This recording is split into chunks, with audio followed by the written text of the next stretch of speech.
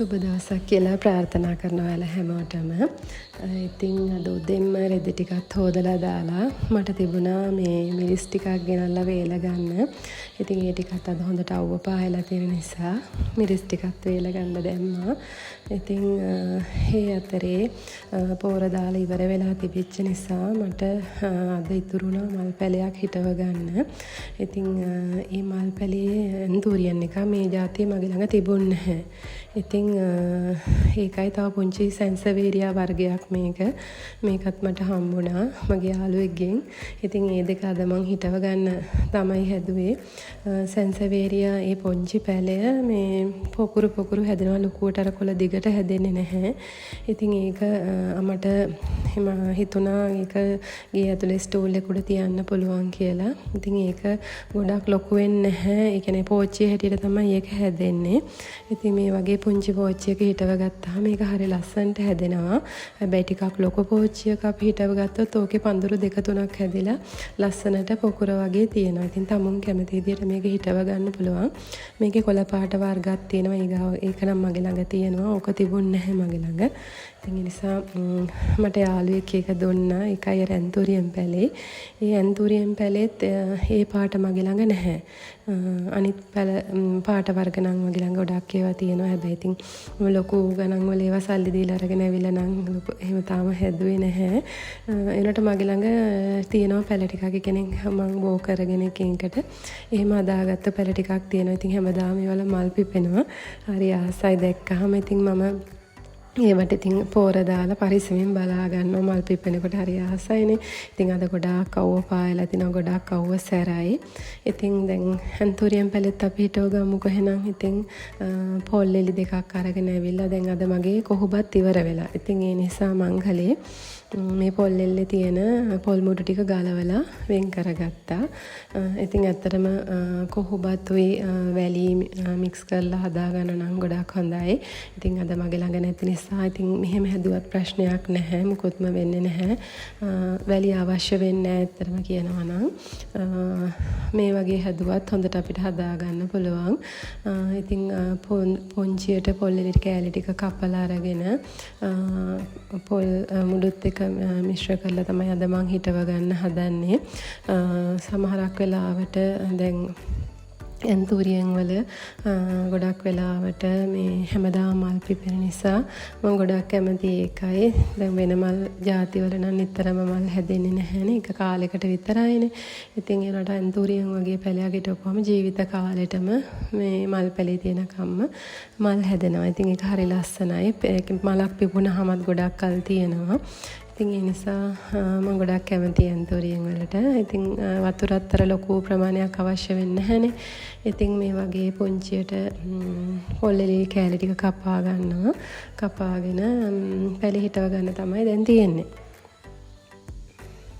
ඉතින් ඇත්තටම මේ පැලේ අර මුල් චුට්ටක් අඩුයි කඳින් කැඩිලා වගේ තියෙන නිසා මම මේ කොන්ඩිස් ද්‍රාවණයක ගාවලා ගත්තේ. එතකොට අර විස බීජ හරණය වෙලා මොනවා හරි විස බීජයක් තිබුණත් අර පැලේ මැරෙන්න බලනවනේ. ඒකෙන්ද දිලීර ඔක්කොම නැති වෙන්න කොන්ඩිස් ද්‍රාවණය ඔබලා ගත්තාම ගොඩක් හොඳයි. ඊට පස්සේ අපිට පුළුවන් මේ විදිහට යටට පොල් එලි පුංචි කෑලි ටික දාලා ඊට උඩින් මේ අර පොල් මුඩු ටික උඩින් දාගන්න.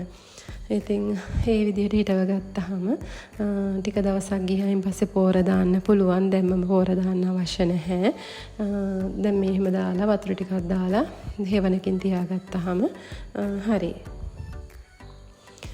ඉතින් කොහොම හරි වෙලාව හොයාගෙන මල් පැල හිටවන්නත් මම කොහොම හරි වෙලාව හොයාගන්නවා. කොයිතරම් වැඩ තිබුණත් දවසේ මොකද මල් දකිනකොට ගොඩක් ආස හිතනවා හැමතිස්සෙම. ඉතින් කොච්චර කාර්යබහුල වුණත් මම මල් හිටවන එක නම් අමතක කරන්නේ. කොහෙන් හරි පැල තවානකින් හරි කොහොම හරි දැක්කොත් එකක් අරගෙනම තමයි එන්නේ. ඉතින් මගේ ඇන්තූරියන් වලට ඔන්න තවත් යාළුවෙක් එකතු වුණාද.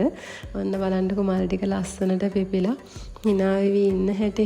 ඉතින් මගේ සුදු ඇන්තූරියන් ගහෙත් මල් ගොඩක් පිපිලා තියෙනවා. ආසයි දැක්කහම ඒ වර්ගෙත් එක ගහේ එකපාර මල් ගොඩක් පිපෙනවා. පේනවනේ ලස්සන. ඉතින් මං අර හිටවගත්ත සැන්සවීරියා පැලය මං දැන් ස්ටූල් එක උඩින් තියාගත්තා. ඒක ගොඩක් ලස්සනයි එතෙන්ට කියලා හිතුණා. ඉතින් ඔන්න දැන් ඒ වැඩෙත් ඉවරයි. ඉතින් එළියට ගියාම ගොඩාක් අවුව රස්නේ. ගොඩාක් ඇඟට දාඩිය දානවා මහන්සි. ඉතින් ඒ වුණාට එහෙමයි කියලා බෑ. කොහොම හරි වැඩ ටික කරගන්න ඕනේ. ඉතින් අපේ ගහේ රඹුටන් ටිකක් ඉදිලා තියෙනවා. ඉතින් මම ඒ ටිකක් කඩා ගන්න ඕනේ කියලා හිතුවා.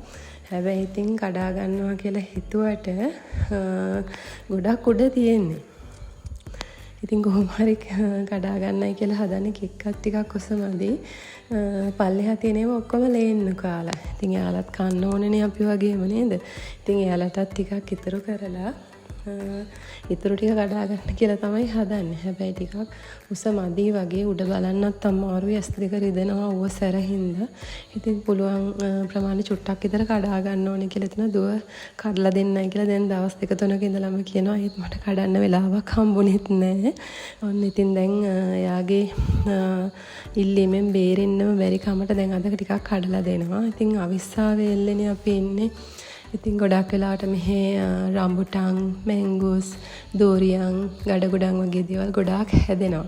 ඉතින් හැබැයි මේ ගහ නම් අපේ ගොඩාක් ලොකු ගහක් නෙමෙයි තාම පොඩි. ඉතින් ඒනට රම්බුටන් නම් හැදෙනවා. මේ සැරේත් ගොඩක් හැදිලා තියෙනවා. මේ එනකොට ඉතින් ගොඩක් කඩලා මේ කෑවා අපි. අන්තිම ටික තමයි මේ තියෙන්නේ. ඉතින් ඒනට කඩා ගන්න විදිහක් නැති නිසා විතර කඩා ගන්න මේ අමාරුයි. ඉතින් ඔන්න ඔය චුට්ට තමයි මට කඩා ගන්න පුළුවන් උනේ. ඉතින් ගොඩක් රතු පාට වෙලා එහෙම තියෙනවා රසයි ගොඩක්. ඉතින් ඔක දැන් ගිහිල්ලා දෙන්න ඕනේ යාට. ඉතින් ඒ අතර ඕන එකක් කඩලා බලමුකෝ ඔන්න ඔය පේනවා නේද? ගොඩක් රතු පාට වෙලා තියෙනවා. ගොඩක් රසට තියෙනවා. හැබැයි මේකේ අර මදේ ගොඩක් ගැලවෙන ප්‍රමාණය නම් අඩුයි. ඉතින් ගොඩක් මහන්සි දැන් නම් ගොඩක් තිබ්බහයි. ඉතින් මට පැෂන් ෆෘට් ගෙඩි වගේක් හම්බුණා. ඉතින් ඒකෙන් අපි ගෙඩියක් හදාගෙන දැන් බොමුකෝ නේද? දැන් නම් ගොඩක් මහන්සි කියන්නේ ගොඩක් රස්නේ වැඩි කමට තමයි තිබ්බහ වැඩි. ඉතින් ඒ හින්දා මට හිතුණා මේක හදලා දැන් බොන්න ඕනේ කියලා. ඉතින් ඇත්තටම මේ දවස්වලට කොමඩු ඒ වගේ පැෂන් ෆෘට් ගස් ලැබු ඒ වගේ බීම වර්ග ගොඩාක් බොන තරමට හොඳයි. මොකද මේ දවස්වල ගොඩාක් වියලි කාලගුණයක් තියෙන්නේ. ඉතින් පුළුවන් තරම් වතුර බොන එක ඒ වගේම දියර ಜಾති බොන එක ගොඩාක් ඇඟට ගොඩාක් හොඳයි. මොකද ඇඟ ඉක්මනින් වියලෙනවා. ඉතින් ඒ නිසා පුළුවන් තරම් මහන්සි වෙන හැම වෙලාවකම මහන්සි නැතත් තිබහ වෙනකන් ඉන්නේ නැතුව ඉක්මනින් වතුර හැමතිස්සෙම බොන එක ගොඩාක් ඇඟට හොඳයි.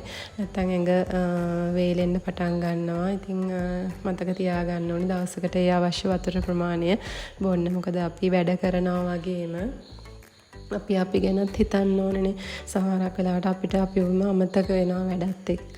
ඉතින් එහෙම වෙන්නේ නැතුව මොකද අපි නිරෝගීව හිටියොත් තමයි අනිත් අයටත් හැමදේම කරගන්න ලොකු සහයෝගයක් හම්බ වෙන්නේ. නැත්තම් අපි ලෙඩ වුණොත් මුළු ගෙදරම කඩාගෙන වැටෙනවා. ඉතින් ඒ හින්දා මතක ඇතුව තමා ගැන හිතන්න ඕනේ පළවෙනුවෙන්ම. මොකද නැත්තම් අපි ලෙඩ වුණොත් හැමදේම අවුල්. ඉතින් ඒ නිසා ඉතින් හැමතිස්සෙම පුළුවන් හැම වෙලාවෙම වතුර බොන්න, තමුන් ගැන හිතන්න, වැඩ කරන හැම වෙලාවෙම පුංචි විවේකයක් හරි ගන්න බලන්න. ඉතින් නැත්තම් අපිට වැඩ කරනකොට සමහර වෙලාවට අපේ කෑම බීම පවා අමතක වෙනවා. ඉතින් එහෙම කරගන්නේ නැතුව හැමතිස්සෙම පුංචි විවේකයක් හරි ගන්න. දැන් ඉතින් මගේ නම් දැන් ගොඩක් තිබහ වැඩි වෙලා තියෙන්නේ. ඉතින් මේකට අතනම කසකසයට වගේ දෙයක් දාගත්තොත් හොඳයි කියලා හිතුණා. මට මේ වෙලාවේ ගෙදර චියා සීඩ්ස් තිබුණා. ඒකත් දැන් උකට එකතු කරගෙන අයිස් කැටයක් දෙකක් දාගත්තා නම් මේ වෙලාවේ හැටියට ඒක හරිම ෂෝක් කියලා හිතුණා. ඉතින් දැන් ඔන්න රසත් හොඳයි. ලුණු චුට්ටකුත් දාගෙන කියා සීඩ්ස් ටිකත් එකතු කරගෙන තව සීනි චුට්ටකුත් දාගත්තා. රස මදි වගේ හින්දා ඉතින් වැඩි සීනි නම් බොන්න හොඳ නැහැ. ඉතින් මේකට මං චුට්ටක් දාගත්තා. ඒනට මේ වෙලාවේ හැටියට සීනි ටිකක් තිබ්බොත් හොඳයි කියලා හිතෙච්ච හින්දා ඉතින් මේක දැන් බීලා ඉතුරු වැඩ ටිකට යන්න ඕනේ. ඉතින් අපි ඔහොම තමයිනේ අපිට විවේකයක් හම්බෙන වෙලාව අඩු වුණත් අපි චොට්ටක් පොන්චි විනාඩි 5ක හරි විවේකයක් අරගෙන ඉතුරු වැඩ ටිකට ලෑස්ති වෙන්න ඕනේ. ඉතින් ඔන්න අදත් මගේ වීඩියෝ එක හොඳයි කියලා හිතනවා. ඔයාලා ලයික් එකක් දාන්න, කමෙන්ට් කරන්න, ඒ වගේම සබ්ස්ක්‍රයිබ් කරන්නත් අමතක කරන්න එපා. ගිහින් එන්නම්. සුබ දවසක් හැමෝටම.